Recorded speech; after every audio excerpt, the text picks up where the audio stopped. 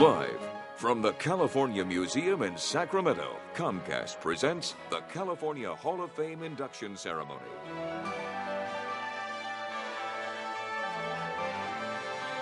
Ladies and gentlemen, good evening. Please welcome the Governor of California, the Honorable Arnold Schwarzenegger, and First Lady Maria Shriver.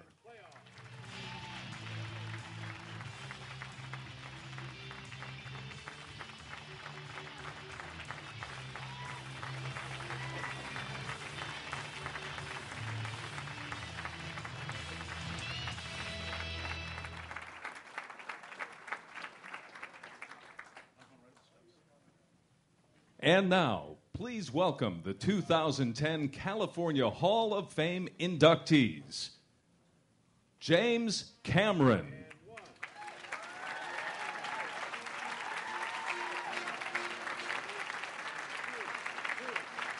Mark Zuckerberg.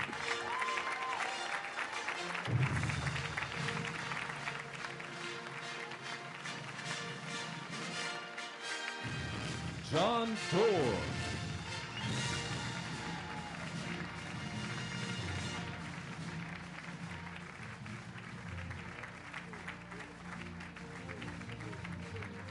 A. Giannini, represented by granddaughter Virginia Hammerness.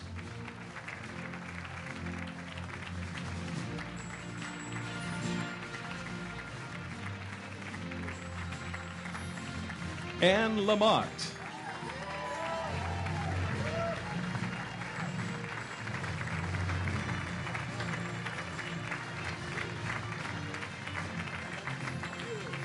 Kevin Starr.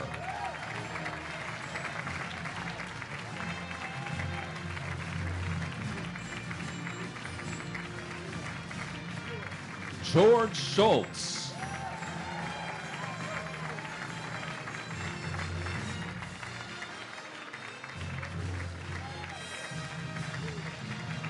Barbara Streisand.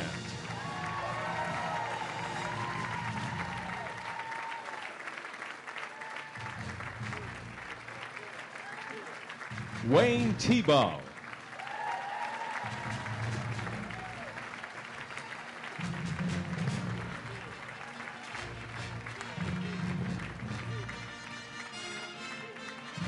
Merle Haggard.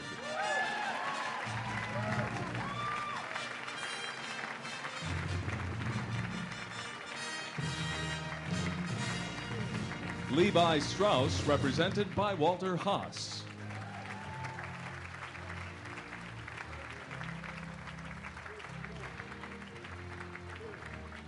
Serena Williams.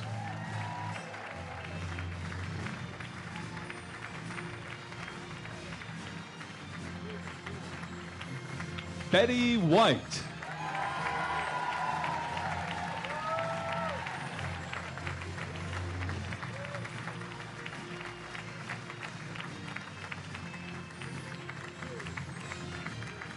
Governor Edmund G. Pat Brown, represented by three of his children, Cynthia Kelly, Kathleen Brown, and Edmund G. Brown, Jr.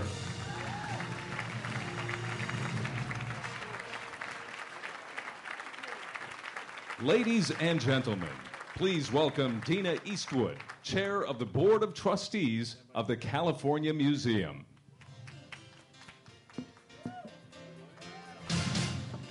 Good evening, everyone.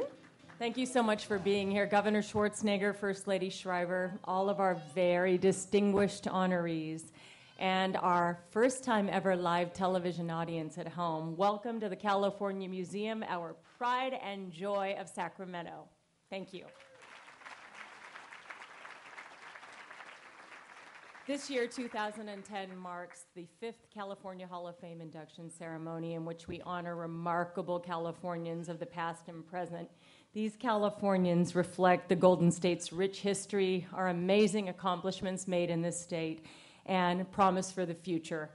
Since 2006, we have honored 51 amazing Californians, to be exact, trailblazers. And tonight, we are very pleased to add 14 more amazing people to the list of those who embody the unique spirit and the attitude that is California. So in addition to the inductees, I'd also like to acknowledge some special guests tonight before we get going. We'd like to welcome Governor-elect Jerry Brown and his wife, Ann Gust.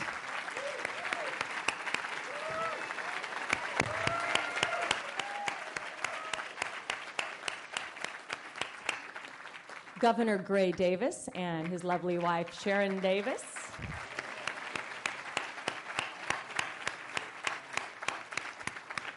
Lieutenant Governor-elect Gavin Newsom.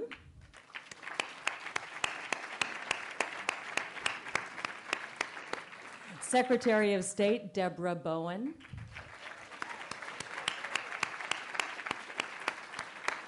State Controller John Chang.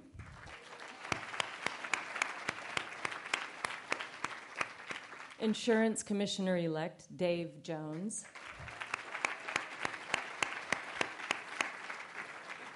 Secretary of Service and Volunteering, Karen Baker.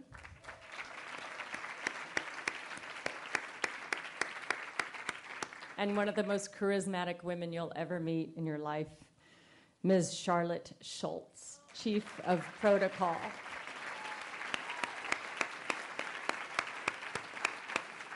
We'd also like to take a moment to recognize our past Hall of Fame inductees or their family representatives who are here tonight. We're so honored that you're here because you keep this amazing legacy going. And I know he doesn't want to hear it, but first of all, 2006 first-year class inductee Clint Eastwood.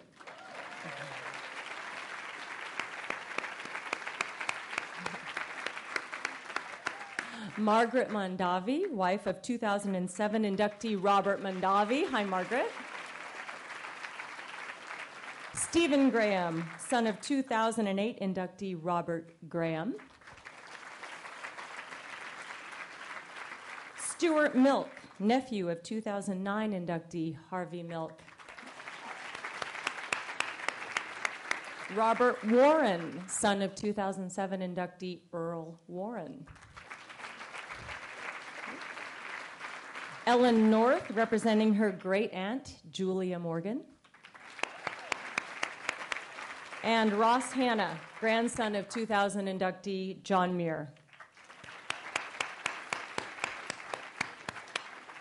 I'd also like to take a moment to recognize the incredible leadership that makes this possible. The honorary chair is obviously Governor Schwarzenegger, and our amazing First Lady, Maria Shriver, are the foundation of this entire event. But we'd also like to thank fellow board members of the California Museum, the staff, and our faithful, committed donors, because without you, we could not run our year-round educational programs that serve tens of thousands of California school children, and hopefully we are turning out the future that we see in front of us. So thank you so much to the people who really support this program. We also would like to thank our main sponsor, the California Governor and First Ladies Conference on Women, which is held every year, an amazing event. And the executive director of that event, Erin Stein. Erin, can you give us a little wave? Erin's here tonight. She runs quite a giant conference, and it's fantastic. The conference has been the museum's premier sponsor. They've donated more than $1 million to us over the years. Also, we'd like to thank the California Travel and Tourism Commission, whose CEO, Carolyn Bateta, is also here with us tonight. Carolyn, thank you so much.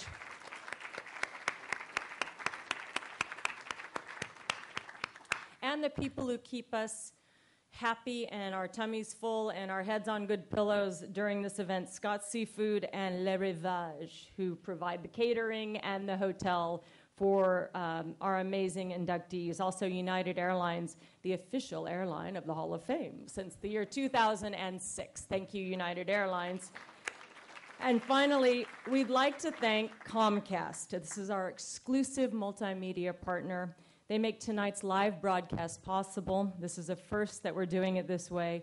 And also, Comcast presents the scholarship money for our very important Dreamers Challenge scholarship recipients, and that's a program that is very dear to us. At this time, it is my pleasure to introduce Kurt Henninger. He is the Regional Vice President of Comcast. Kurt?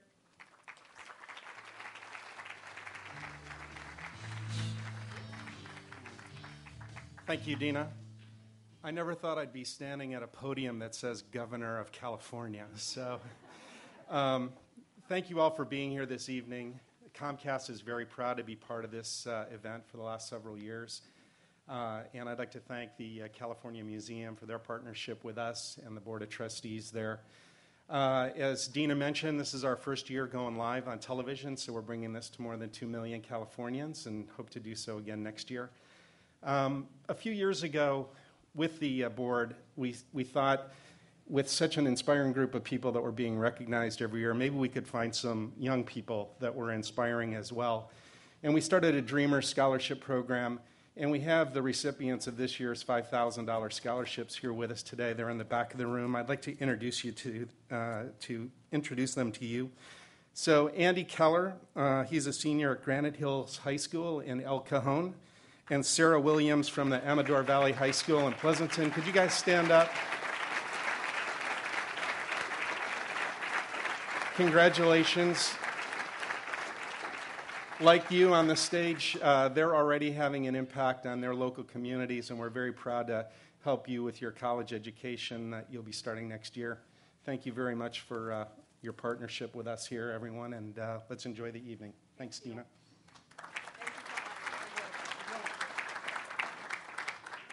All right, enough of us, people. We want to get on to the main event here. So to get us to that level, we'd like to introduce to you Claudia French. She's my boss, and she is the executive director of the California Museum. Claudia?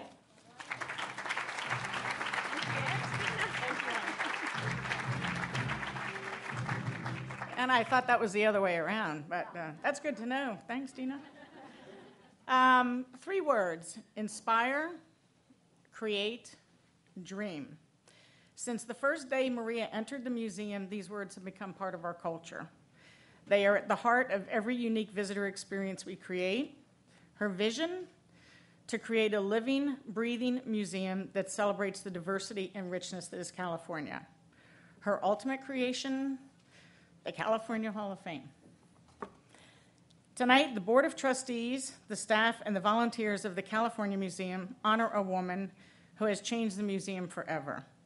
We extend our deepest gratitude to an extraordinary woman, another one of her favorite words, by the way, by dedicating the Maria Shriver Gallery in recognition of her commitment, passion, and love of California, and our love for her. It's my pleasure to introduce you to First Lady, the most remarkable woman, Maria Shriver.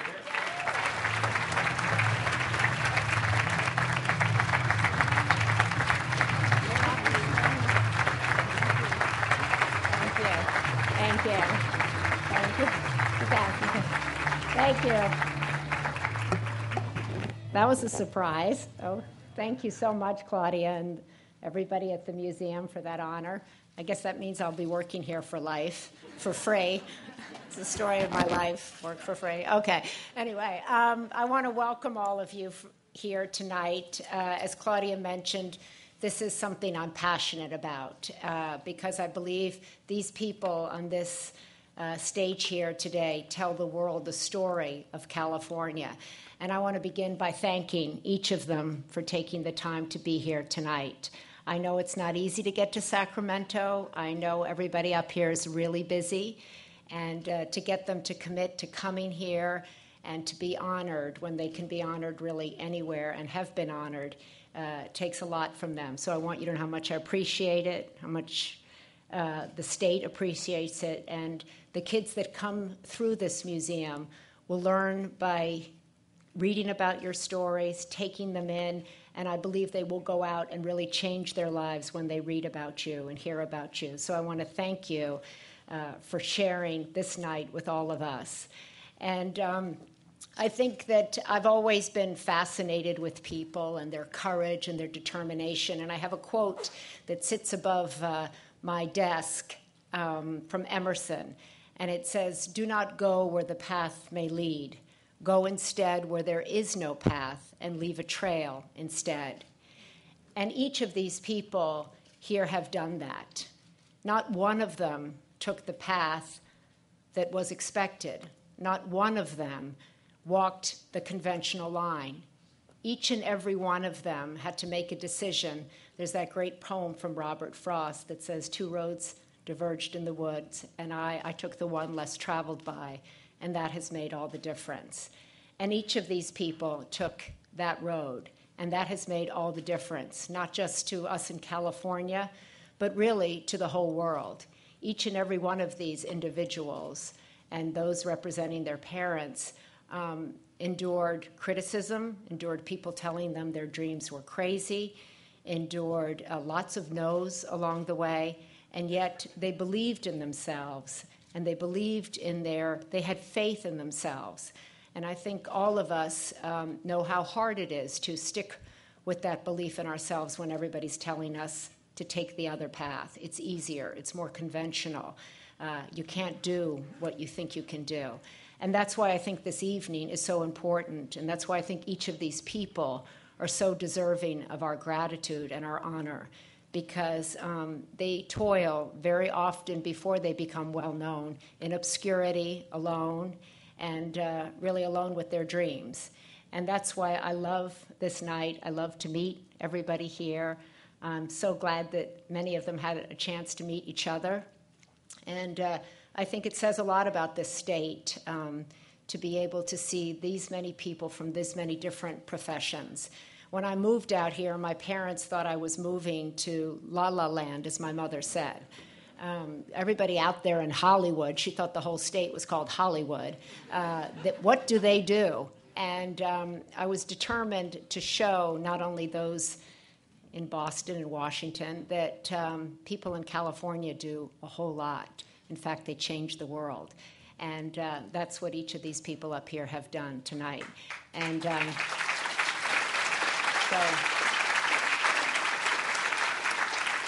and I want to thank Governor-elect Brown and Ann for being here tonight, and your whole family for honoring both your parents, even though we're inducting your dad. We're really honoring both of your parents.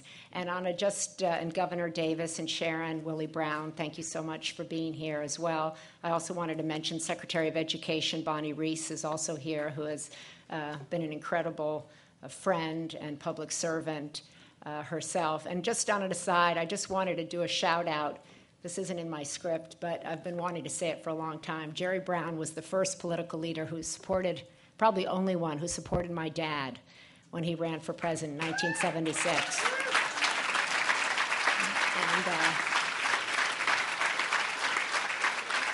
And he came and stayed in our house with Gray Davis. And I was 16, 17 years old, and he was the only sitting politician who supported my father. So I just remember that forever and ever. So just wanted to say that. Anyway, now I get to introduce the guy who is the governor, who I know one day will be on this stage being inducted into the Hall of Fame, because he represents the ultimate dreamer, and who came here and made his life in this state. And everybody told him that his dreams were impossible. Everybody told him no. And yet he persevered. He has more determination, perseverance, and belief in himself than any human being I have ever met. And I know that he loves this evening because he likes to meet the people up here, some of whom he already knows, but because they're all like-minded. And Arnold has done an incredible job as governor, and it's well known that I didn't want him to run. But he has made this job the best job of his life. He's enjoyed every single moment of it. And when I tell people that, they can't believe it, but it's true. And I think it shows to people that you can really love public service, and that it's hard and it's tough, but it can make a difference. And it's a great example to young people when they're all thinking maybe they shouldn't work on behalf of their country or their state, to see people who actually do. So it's my honor and pleasure. I always get to introduce Arnold. It's kind of like when I was growing up, I was always the one that hiked the football, never got the pass, but I get to. Anyway, I'm very happy to pass it to you. Governor Arnold Schwarzenegger.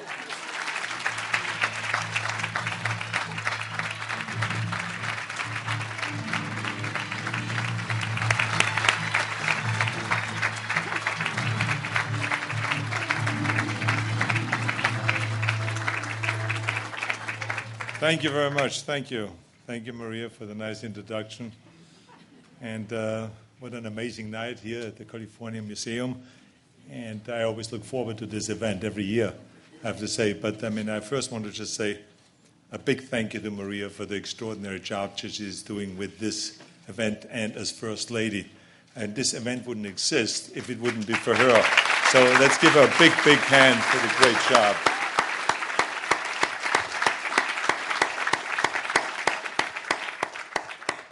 And I know you started telling a little bit of the story when Jerry Brown was staying at your house with Gray Davis.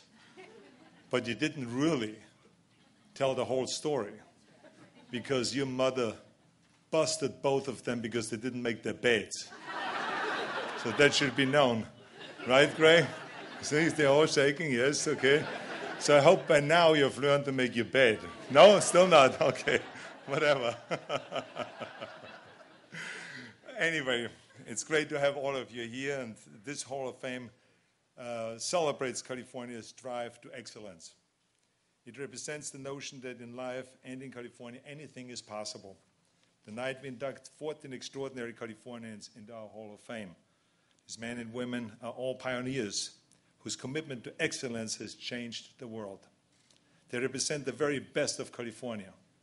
Now, I know that you lately have been reading and hearing some negative things about California. You know that it's over for California, we're going off the cliff, that we're a failing state and all those kind of things. I believe this is just a bunch of nonsense.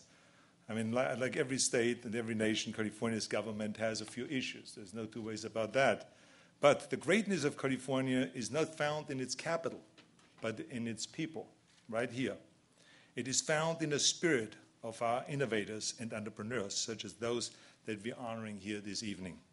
And ladies and gentlemen, that spirit is stronger than ever. Despite the worst recession in 80 years, California remains the world's 8th largest economy with $2 trillion GDP. We still attract more venture capital than the rest of the nation combined. We are still the entertainment capital of the world and the innovation capital of the world. And Time magazine calls California the mecca of high tech, of biotech, and of green tech. We are still the place where millions flock to bask in our sun, play in our beaches, camp in our redwoods, and eat our food, drink our wine, and enjoy our entertainment. Now, when I travel to China on a trade mission, or to South Korea, or to Russia, or to Germany, or to France, there is no one coming up to me that says, I cannot wait to get to Iowa. There's no one that screams and says, I've been dreaming all my life to get to Minnesota, to live there, great weather. No one. Everyone comes up to me and says, I'm dying to go to California. I can't wait. I'm dreaming about California.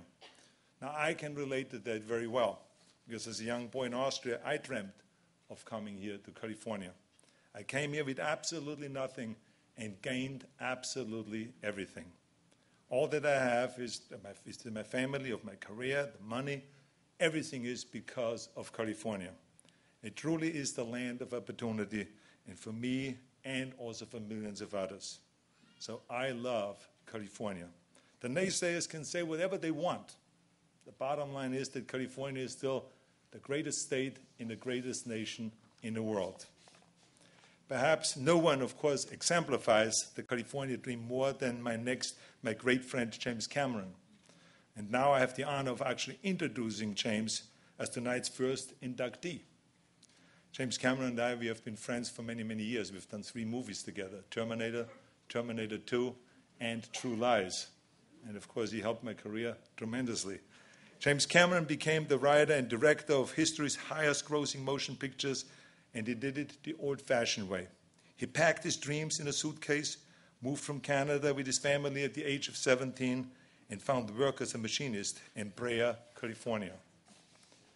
Before long, Jim had scraped together enough money to quit the day job and to make a short science fiction film.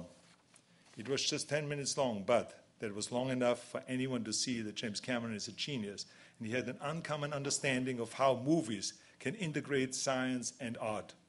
A few years later came a little film called The Terminator.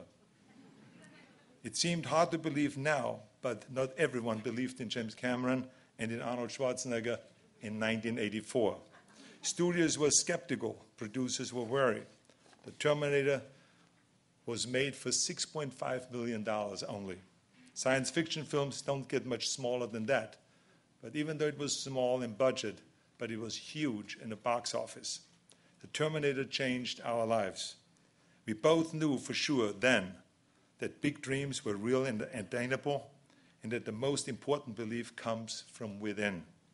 For Jim, that meant taking movies to the magical places where they had never been before. In times that meant the wonders of the romantic past of the Titanic and the remarkable futuristic dimensions of Avatar. As a matter of fact, Avatar was so successful that he has already signed for 2 sequels. And I just know that without any doubt that they will be groundbreaking and they will be record-breaking. And it happens to be that he starts doing those films next year, which happens to be also when I'm out of a job. So, Jim, I can guarantee you that I look really good in blue skin. So I just wanted to mention that. Anyway, Jim has written and produced and directed more than 25 films and documentaries that have grossed $8 billion around the world. He has won 3 Oscars. Jim won't tell you this, but he also is a big philanthropist and has done great work to tackle poverty and public health issues. And of course, he's a tremendous warrior for the environment. So tonight, in recognition of his extraordinary accomplishments, the state of California is proud to honor James Cameron.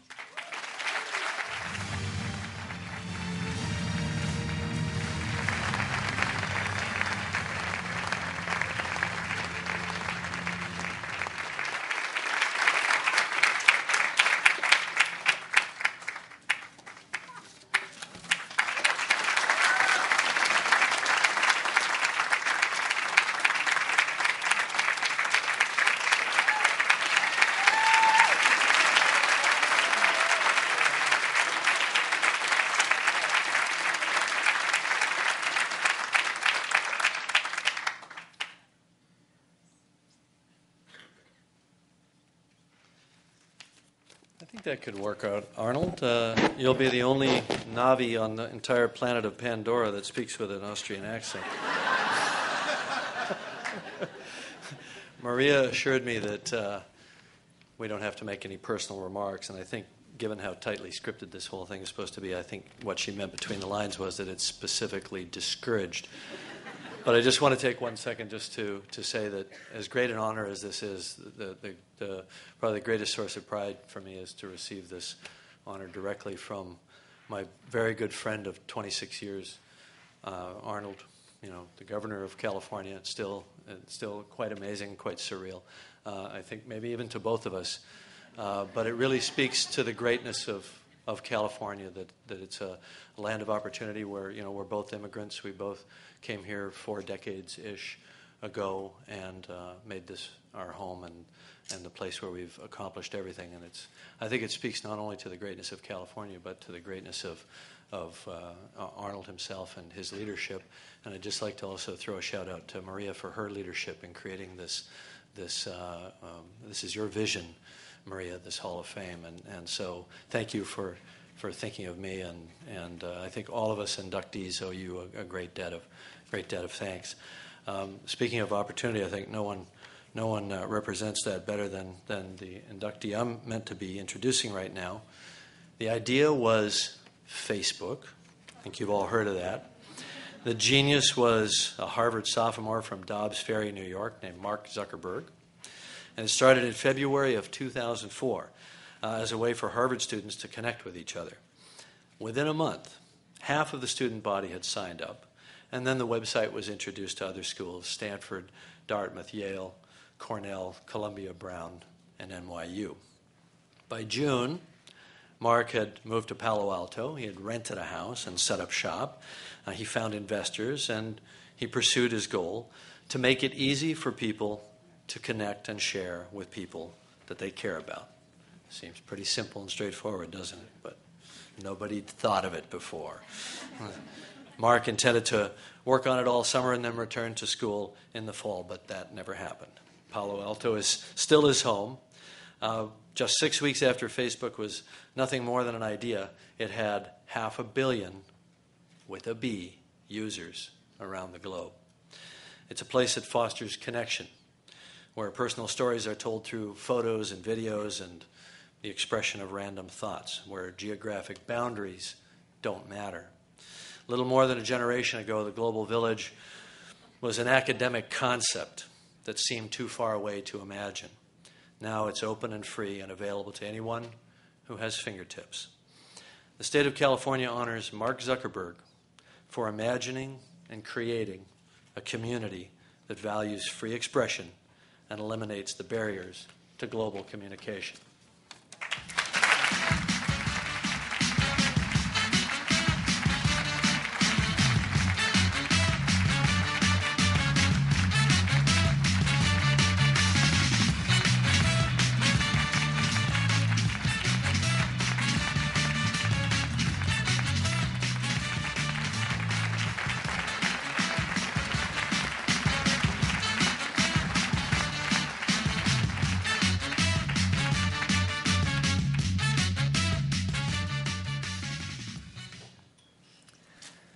It's such an honor to be here with all you guys, so thank you.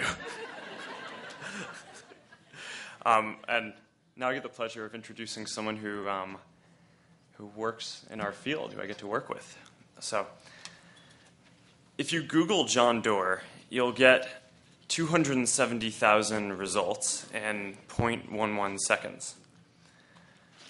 A few keystrokes of all that information in the world is resting on your lap, sitting at your desk, blinking rhythmically on your handheld. And John Doerr saw it coming. While you were sharpening your pencil and using the abacus to balance your checkbook, John Doerr saw his way clear to turn Google from an obscure word used by mathematicians into a goofy brand name and eventually a commonplace verb. 10 years ago, Google meant nothing more than 100 zeros. Today, it's a portal to everything. And the zeros are used to describe that portal's astronomical net worth. John Doerr, born in St. Louis, educated at Rice and Harvard, rooted in California's Silicon Valley since 1974, is quite clearly the man who sees the future. After serving a 6-year apprenticeship at Intel, Doerr moved to the young, cutting-edge venture capital firm Kleiner Perkins. And once there, he set up a salon for dreamers and their impossible ideas. He nurtured and nudged and came to finance the great notions that define California's future and change the world. Google, Amazon, Intuit, Sun Microsystems, Compaq, Cypress, Macromedia, Symantec, they were all ideas backed by John Doerr at Kleiner Perkins. And now the firm is looking past the computer screen to brilliant education initiatives, clean energy, solar, and fuel cell technologies, and stem cell research. The state of California honors John Doerr for everything he has done to help create a better, smarter, cleaner, and brighter future for all of us.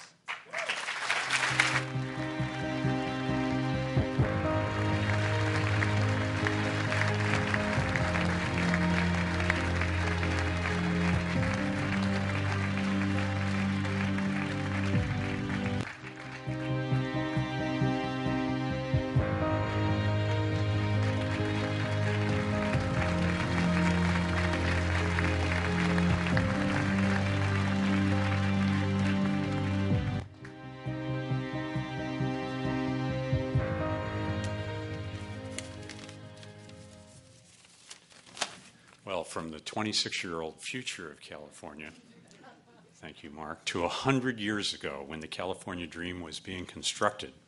That dream was built, one nail, one brick, one slab at a time, by people with great broad backs and dirty fingernails and unbridled ambition and indefatigable spirit. You know, they came from everywhere, from Mexico and China, from Italy and Ireland, Poland and Portugal. Some traced their roots to Russia, some to Africa. And they all came here wanting the same thing. They wanted opportunity, they wanted freedom, and a chance at a better lives for themselves and for their kids. And thanks to a man just like them, Amedeo Peter Giannini, they found that opportunity and exercised that freedom. A.P. Giannini was born in 1870 in San Jose, the son of, yes, Italian immigrants. As a young man, he succeeded in the wholesale produce business. By the time he was 31, he sold his business to his employees and retired. He joined the board of a San Francisco bank, which he discovered was a lot more interested in customers with white shoes than with dirty fingernails. And so when he couldn't convince his fellow directors to offer loans and services to ordinary working women and men like his parents, he did the next best thing. He quit the board, opened his own bank in a former saloon across the street, and called it the Bank of Italy. It said it was in business for the little fellows.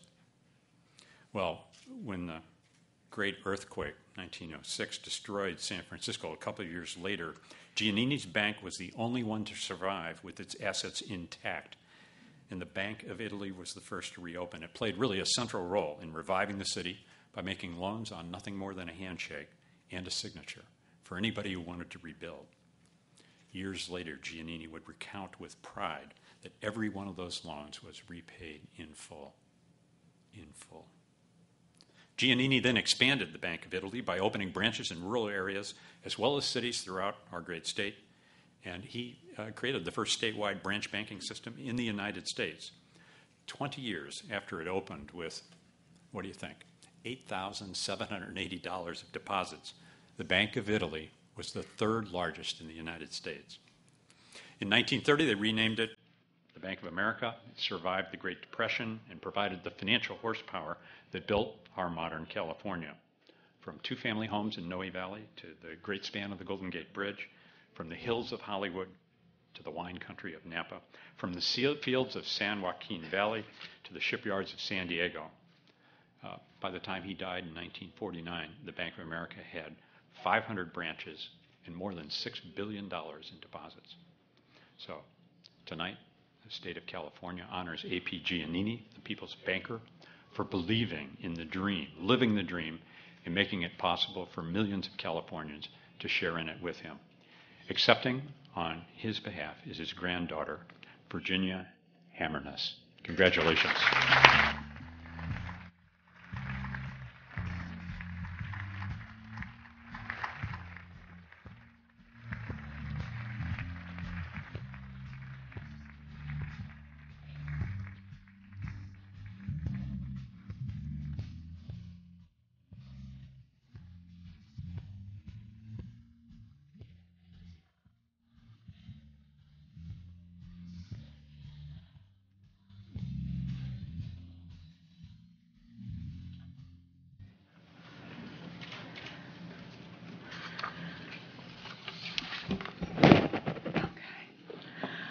Thank you for the nice words about my grandfather. Yes, he was quite a person, and he certainly believed in the little man, and it showed that it paid off. and now I'm going to talk about a lovely lady that I just met a few minutes ago, and I just think she's super, and I'm really happy that I can read this little bit about her. They call Annie Lamont the people's author, but she is also the writer's writer. If they gave out mirror ball trophies to writers, Anne Lamont's mantle would be gloriously psychedelic repository of fractured reflections. Words are Anne Lamont's dance steps, and at the keyboard she has all the moves. She can samba and tango, waltz and jive, and throw a little cha-cha at you every now and then. She writes fiction and nonfiction. She writes long, she writes short. You can find what she has to say between hardcovers that will be preserved for generations. You can read what she thinks on a blinking computer screen that will forget what was there as soon as you hit History Delete. Anne Lamont has written 7 novels and 5 works of nonfiction, all of them the timeless ruminations of a thoroughly modern woman. The state of California honors its native daughter, Anne Lamont, for personal writing that is a rich, real, and true evocation of all of our lives. And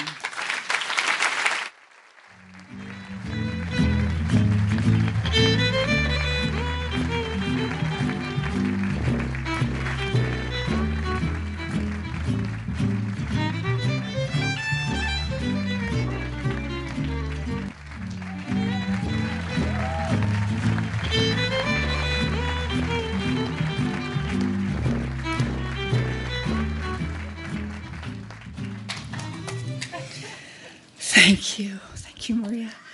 My father loved Kevin Starr and turned me on to him 35 years ago, and I have read every single word he's ever written, and I'm really excited to turn my own son and grandson onto his work. Dr. Johnson had his Boswell, Lincoln had Sandburg, Kevin Starr is California's. California's growth, the march of its seasons, its never-ending kaleidoscopic transformation, its genius, its crisis, its ambition, and its failures, they have all been Kevin Starr's muse. For 4 decades, while the rest of us have been craving, building, or pursuing the California dream, Dr. Kevin Starr has been pondering it, considering it, analyzing it, and chronicling it. He has been its biographer and its shrink, its critic, and its champion. For all of his life, Kevin Starr has also been living the California dream. He was born and raised in San Francisco. He graduated from the University of San Francisco. 2 years in the Army and graduate studies at Harvard took Starr away from California until he earned his PhD. He returned home to earn another graduate degree at Berkeley. Since then, he has served as the city librarian of San Francisco, state librarian of California, a lecturer at Berkeley, UC Davis, UC Riverside, Santa Clara, USF, and Stanford.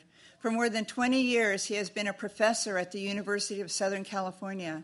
But his life's work has been telling our story, California's story. His multi-volume series, Americans and the California Dream, is the comprehensive study of an evolving idea called California, of our place and its people. From the first European myth to the last rocket ship fired into space from the high desert, Dr. Starr provides insight into why so many millions have been drawn to California, why California has always been a place where dreams have been realized or shattered. The state of California honors Dr. Kevin Starr for revealing its soul, reveling in its ambition, celebrating its boundless spirit, and serving its people with devotion and dedication as its greatest historian.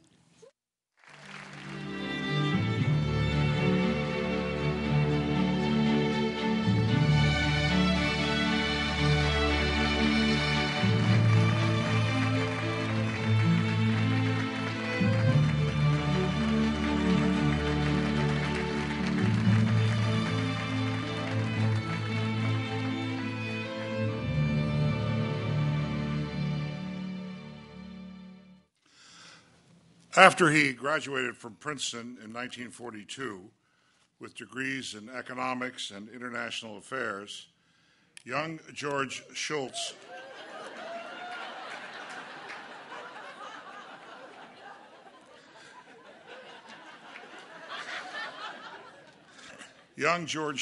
joined the Marines. During the Second World War, he served as a combat leader of great courage and distinction in some of the most ferocious battles experienced by the Marines in the South Pacific. He is truly the epitome of the greatest generation.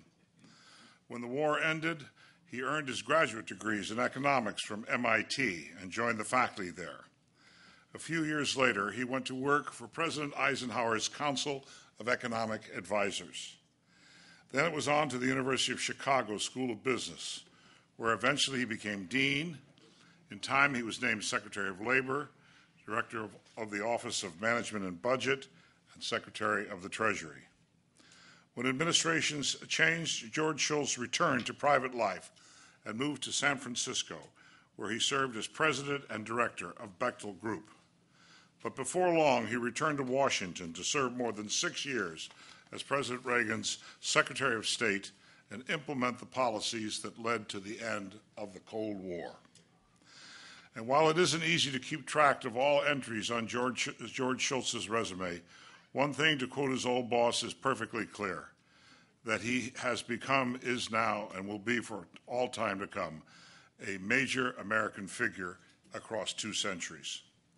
George Schultz is the embodiment of the citizen statesman. He is the apotheosis of the American ideal, the notion that we have a government of, for, and by the people. In his own way, in the second half of the 20th century, he lived the life of Jefferson and Adams, a life of privilege and service. When he could have done anything, when he could have used his education, experience, and standing to do whatever he wanted, He chose to serve. He is one of a handful of Americans who have held 4 different cabinet posts. He has taught at our greatest universities, run one of our greatest companies, published 10 books. He has won awards named for Truman, Reagan, Bunch, Eisenhower, Jefferson, and Washington. And more than 2 decades ago, he was awarded our nation's highest civilian honor, the Presidential Medal of Freedom. Tonight, one day after his 90th birthday, the state of California honors the Honorable George Shultz for his resolute and boundless service to the American ideal.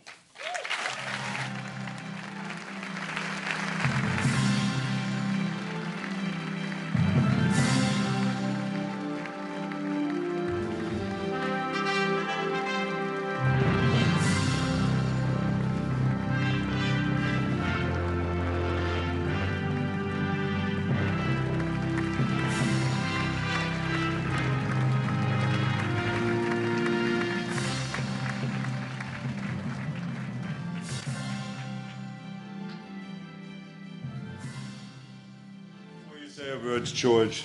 Since yesterday was your 90th birthday, let's all sing. Happy birthday to you. Happy birthday to you. Happy birthday, dear George. Happy birthday to you. Very nice. Very nice.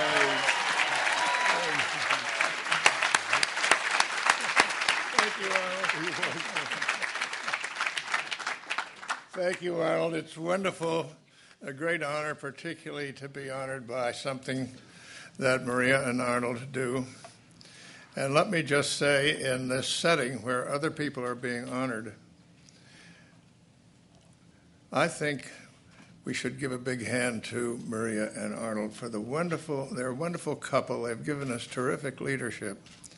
And I think as time goes on and people look back, they're going to say to themselves, you know, these reforms that were put in, these things that were changed, like in our system of laying out districts and so on, that all happened on their watch. And it's changed our state for the better. Every governor is going to be happy about it. So let me just say thank you, Maria and Arnold. Quite a team.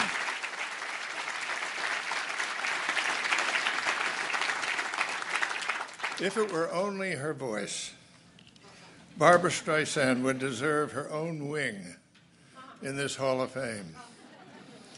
Her singing voice is among the world's natural wonders. We are here tonight discussing Barbra Streisand because there is so much more to her than her voice. The distance from the streets of Brooklyn to the golden shores of Malibu was spanned by a great deal more than a few perfect octaves and a bridge made of iron will. Barbra Streisand is the only artist ever to receive the Oscar, Tony, Emmy, Grammy, Golden Globe, Directors Guild of America Award, the National Endowment for the Arts and Peabody Awards. She was the first woman ever to win an Oscar as a composer. In baseball terms, it's like winning the Rookie of the Year, Most Valuable Player, and the Cy Young Award all in the same season.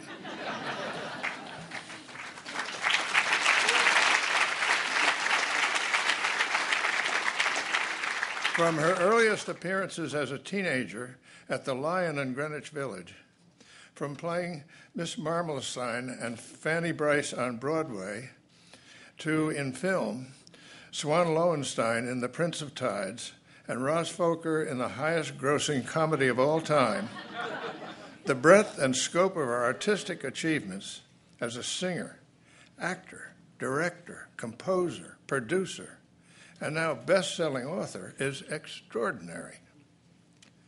But over the last half-century, Barbra Streisand didn't just show us the way we were. She never settled into the comfortable complacency of fame, wealth, and personal accomplishment. Instead, she has worked just as hard to make us the way we should be. She is a devoted and tireless activist and philanthropist. Anyone who has benefited from her work on the environment, voter education, civil rights, women's health and education, the non-proliferation of nuclear weapons, can tell you there is so much more to Barbra Streisand than her voice. The state of California proudly honors Barbra Streisand for her unflagging work ethic, insatiable curiosity, unstoppable desire for a more perfect union, and yes, for her voice.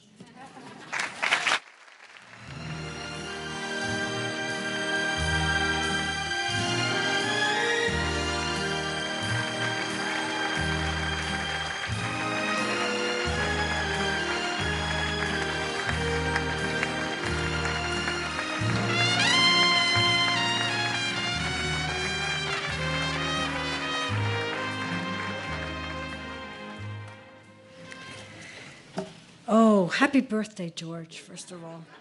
And thank you to Maria and Arnold. Arnold has the best recipe for Wiener Schnitzel that I've ever tasted. Sun Valley. There are simple shapes and everyday items. There are familiar faces you can't quite place. There is an ordinary physique reflected in a million mirrors. The art of Wayne Thiebaud always tells a story. It is the living, transforming story that runs through your mind as you experience the art. Yesterday, it might have meant one thing to you, today another, tomorrow something else altogether. 8 sticks of multicolored lipsticks, 3 gumball machines in a row, cakes, pies, getting hungry, lollipops, parfaits, hot dogs right off the grill, ready to eat, ice cream cones defying physics and the heat refusing to melt for generations. You remember that party, the day at the carnival, a walk down the boardwalk on a summer evening. You remember the fragrant air and the smooth skin and the sugary taste, a drive through the Delta, a visit to the city. You remember it all because Wayne Thiebaud's work takes you there. Thiebaud has become internationally known for work that, beyond the confections and paint as thick as frosting, also includes stark depictions of the human figure, landscapes, and cityscapes. His art illustrates the experience of his 8+ decades in California. He grew up in Long Beach and apprenticed at Walt Disney Studios in the animation department at age 16. After serving in the U.S. Army Air Force, he continued his education under the GI Bill and received his master's degree in art from California State College, Sacramento. While still working on his degree, he had his first solo exhibition at the Crocker Art Gallery just down the street and eventually went on to teach at UC Davis for 30 years. His coming out party was a one-man show at the Allen Stone Gallery in New York in 1962 that garnered attention from Newsweek, Art News, the New York Times, and Life magazine, as well as from the Museum of Modern Art, which bought a painting. Although he had initially had a hard time getting dealers and critics to take his whimsical objects seriously, from that point on, his career never faltered. The state of California honors Wayne Thiebaud for making profoundly original art of the simple things that define our lives.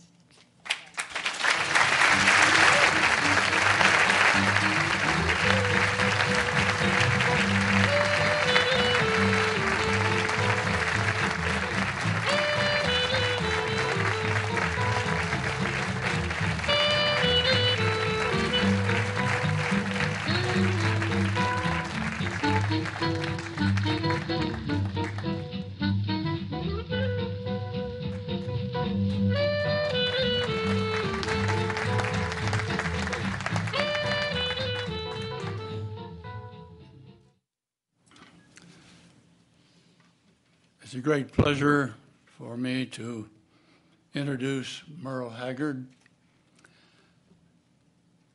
I can play about 3 chords on the guitar. I asked him if he knew some of the songs that I learned from some cowboys in southern Utah. One was called Tying Knots in the Devil's Tail. He didn't know that, probably a good thing. Zebra Dun, another wonderful old song about a horse. But he did know one of my big favorites. And let's see, what was the name of that? Little Joe the Wrangler. And we both sang 2 or 3 sentences of that. I thank you for that very much. I'll treasure that all my life.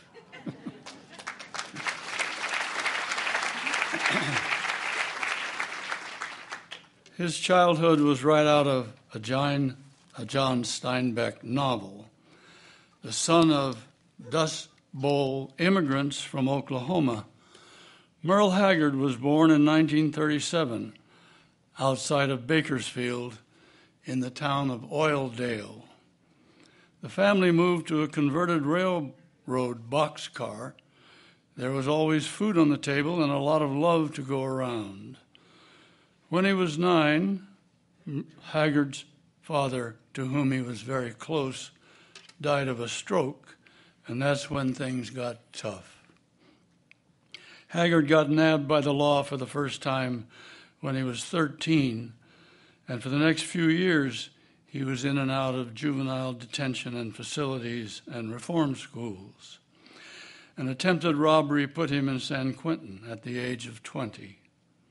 A fellow inmate hatched an escape plan, but told Haggard he'd better stay put because he had a future ahead of him in music. 41 number 1 hits, 13 Academy of Country Music Awards, 5 Country Music Association Awards, 3 Grammys, and 1 Kennedy Center honor. It's probably safe to say that that inmate was right. After San Quentin, he started writing and performing songs about the things he had done, the people he had met, the life he had seen. His first recording, Sing a Sad Song, became a national hit in 1964. A few years later, he topped the charts with The Fugitive. Haggard was a hit machine by 1968, and in 1969, the Okie from Oildale became a national icon with Okie from Muskogee. If you need an example of the Bakersfield sound, the unique twang of Haggard's Fender Telecaster guitar, honky-tonk rhythm, and the rough outlaw edge of his voice is about the finest you'll find. In 1977, he was elected to the Nashville Songwriters Hall of Fame in Nashville. In 1994, he was and still is the only California-born musician inducted into the Country Music Hall of Fame.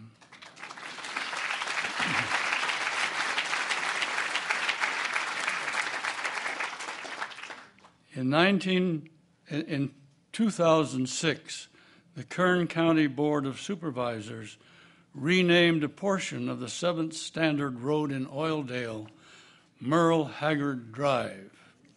So tonight it is only right that the state of California honors Merle Haggard, the poet laureate of the common man.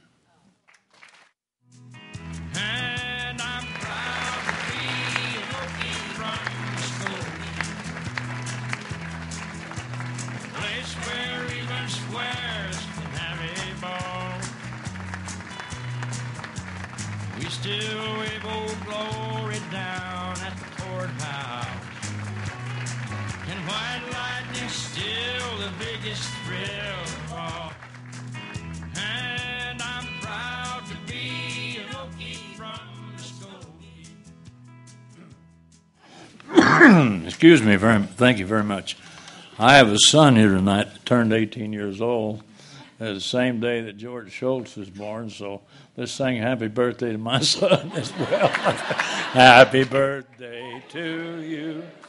Happy birthday to you. Happy birthday, dear Benny. Happy birthday to you.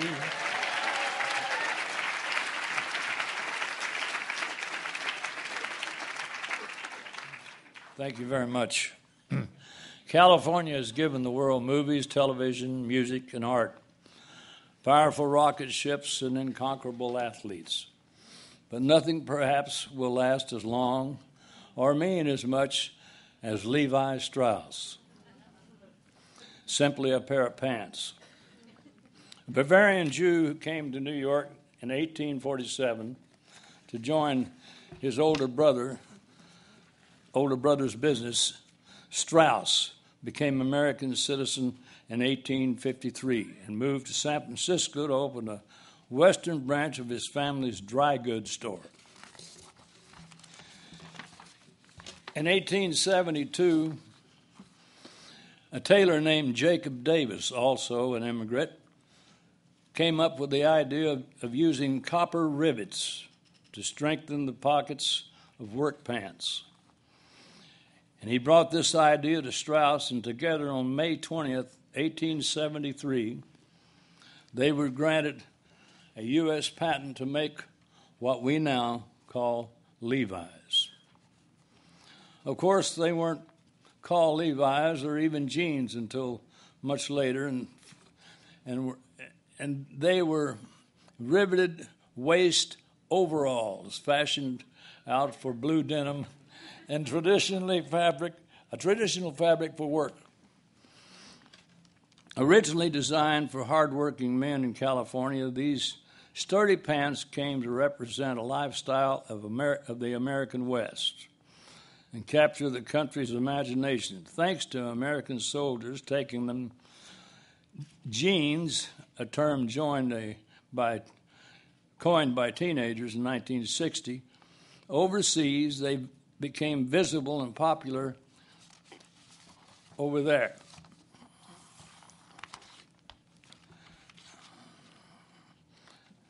I got another page here somewhere. Here it is. Today, blue jeans are as common as a Barbra Streisand record. And I don't mean that. It means you can find one anywhere. Certainly not common. They are worn on stage. They are worn in White House. They are worn in the boardroom. I'm sorry to say bedroom. I know.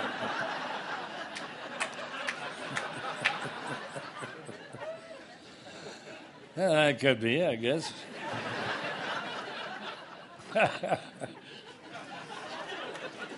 They are worn in a cornfield.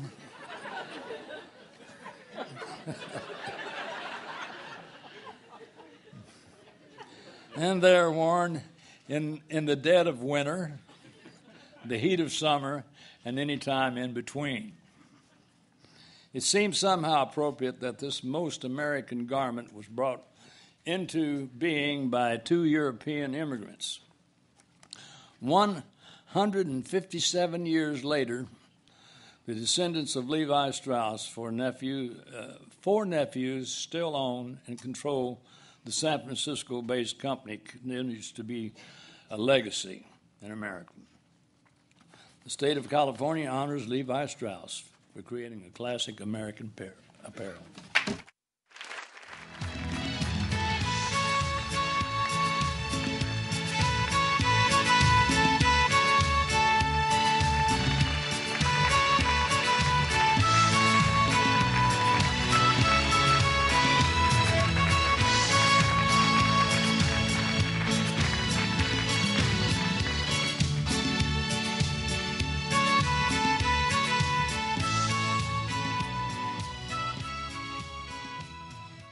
Thank you very much. I'm going to pile on myself and thank Maria for, again, your vision in creating this incredible program, the Hall of Fame, and recognizing so many inspiring and extraordinary Californians here tonight and through the past few years. And Governor Schwarzenegger, thank you for all you've done for the state. And I guess all I can say is I'm so pleased that my great-great-granduncle decided to take a roll of denim as his currency when he came across the United States, when he ran into gold miners, as opposed to, say, buggy whips. Think about that.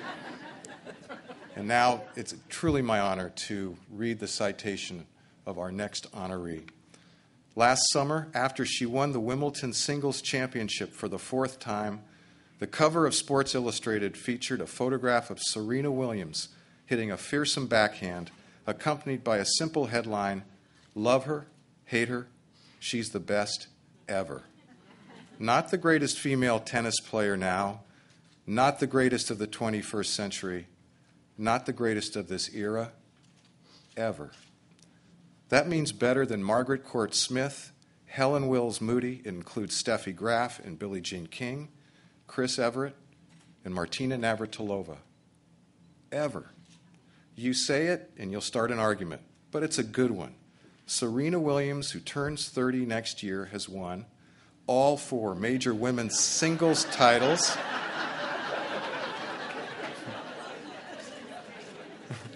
13 total. She's won 12 major women doubles titles. She's won 2 major mixed doubles titles, 2 Olympic gold medals in women's doubles, and she's been doing it since she was 17. Whew. Her serve is 125 miles an hour and so accurate that during the last Wimbledon fortnight, she had 3 times as many aces, 89, as her next closest competitor. More important, maybe the way she's won those championships. She's won them with strength and power and emotional fervor. Serena has made it a good thing for women's tennis players to be athletic and muscular, physical and ferocious. There is no lace in her game or her style. She plays tennis like Kobe and Jordan play basketball, with an explosive passion. She plays hungry, and that's just the way she and her sister Venus learned from their father Richard on the public courts of Compton, California. And while she's traveled the world and met kings and queens, princes and presidents, she's never forgotten her roots.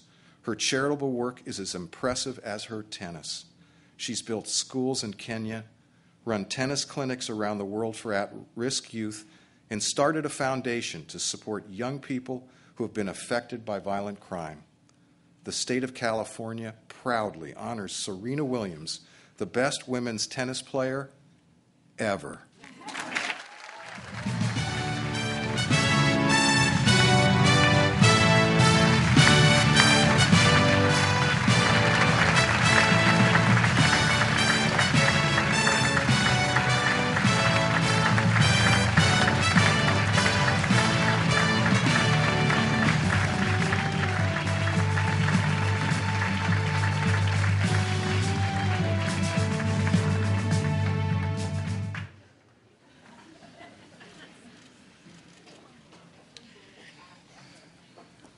I don't normally walk like this.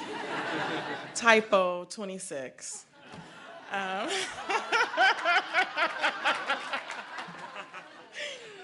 But don't Wikipedia me. Thank you, Maria. Thank you, Governor. It is my honor to be up here. I am so excited, and it is my honor to introduce our next inductee. In the last year or so, Betty White released a calendar, hosted Saturday Night Live, turned 88, beat Jimmy Fallon at beer pong on live TV,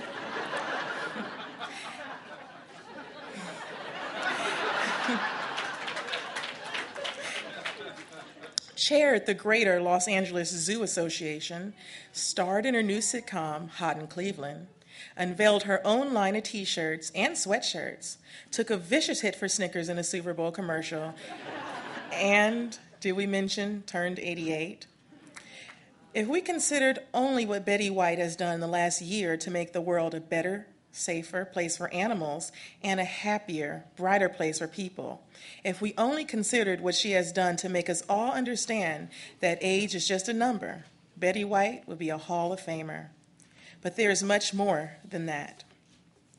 Betty White is living in the history of American television. She began her career in 1939, 3 months after graduating from the Beverly Hills High School, when she and a classmate sang songs from The Merry Widow, an experimental Los Angeles TV station.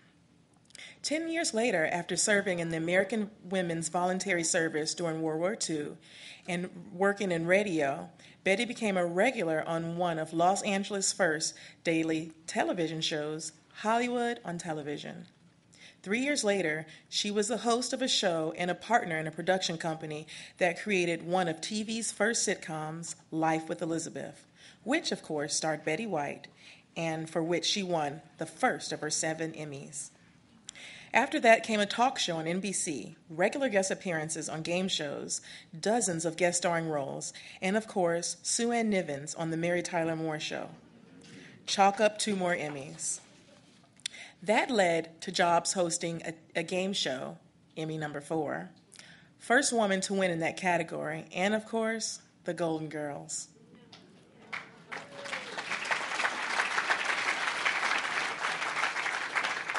And Emmy number 5. The next 2 Emmys came for guest starring in an episode of the Jean Larquette Show in 1996, and for hosting Saturday Night Live earlier this year.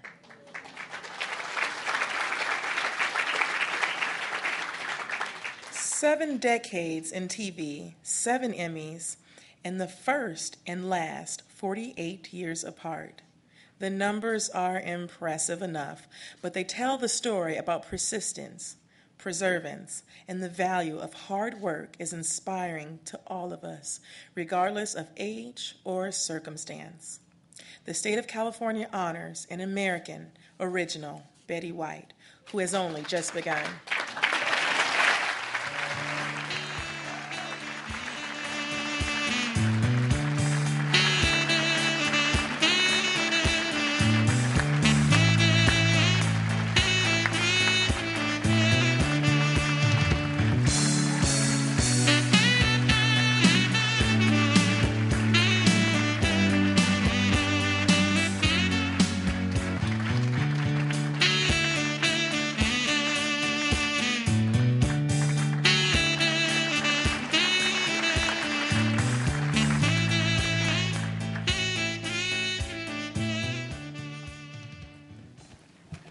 Well, if you thought you couldn't get rid of me before, now you're really stuck with me.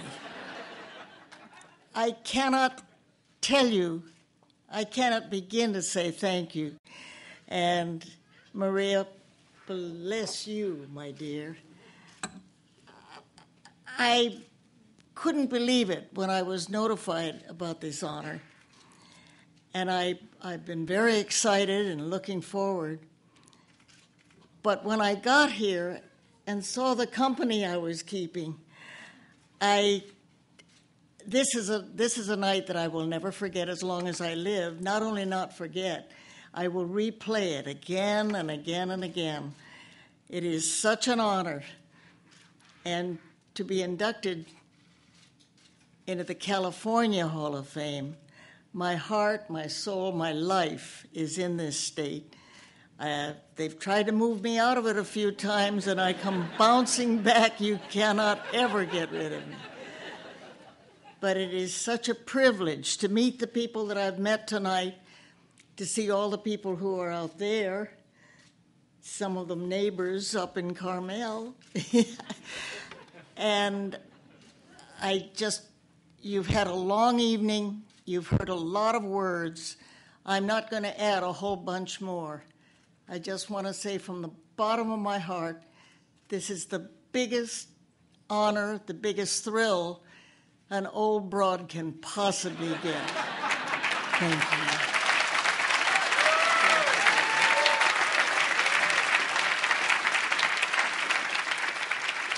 you. Once again, Governor Arnold Schwarzenegger.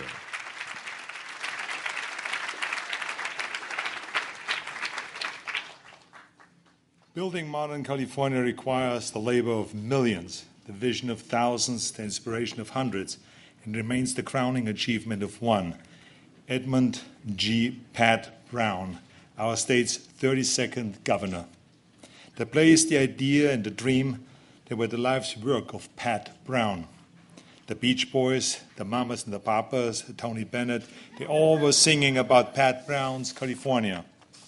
The son of working-class parents in San Francisco, he worked his way through law school and was elected district attorney by the time he was 38. Before the civil rights movement and before the women's movement, Brown served as a one-man wreck crew against discrimination. In 1950, he was elected Attorney General of California, where he continued to fight against discrimination, vice, political corruption, and organized crime. 8 years later, Pat Brown was elected governor. In his 2 terms, he designed the world that we take for granted. His visionary legislation introducing equal opportunity to the working place, and he made discrimination illegal in housing. He was also an extraordinary visionary when it comes to infrastructure. He built 7 new university campuses, which means almost 1 every year. He presided over an unprecedented expansion of the freeway system, and perhaps his greatest achievement was the State Water Project, a massive network of dams, reservoirs, and canals that has served all of us for half a century.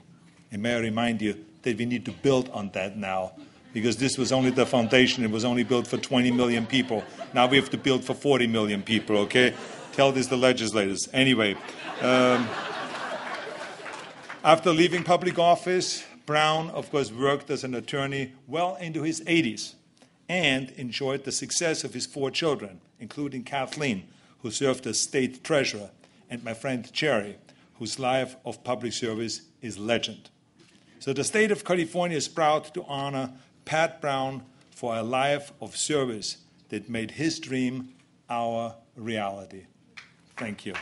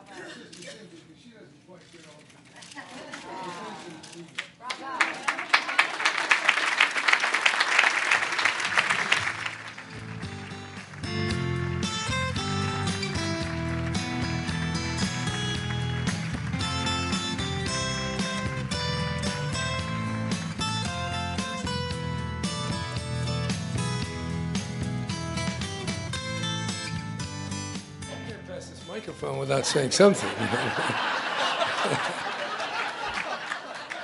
I just want to say one thing. All these people, energy, creativity, all of it. One thing was always said about my father when he was growing up. He was a go-getter. And I always heard that when I was growing up. Go-getter. Just keep going, keep pushing. And that was my father. He was always going, and it's amazing. I once took him to a monastery. He got so bored and so restless. He did not like meditating, reflecting. Go-getter. Get it done. And that's really what we're honoring. Hall of Fame. Maria Arnold, thank you for allowing us to be part of it.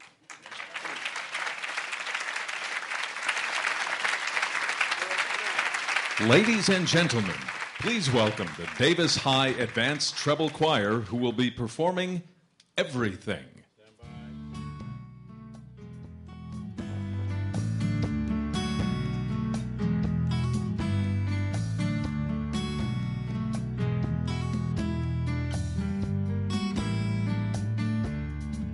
You're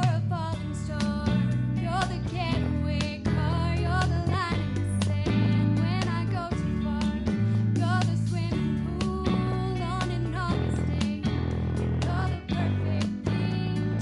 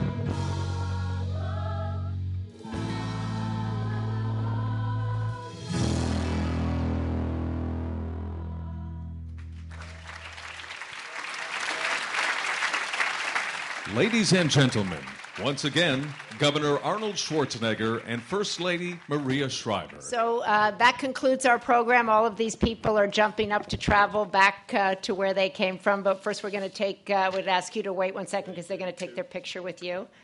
So you go over there and you stand there.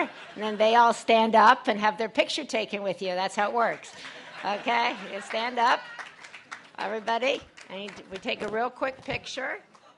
I want to thank Carl Bendix and Sandy Gleistein and the whole team, the First Lady's office, the museum, Claudia French, who put this on, all of you who support this museum. I give a shout out to the governor-elect and the First Lady-to-be. I hope you continue this. Ann and Jerry, I hope you continue to induct incredible Californians into the Hall of Fame. It's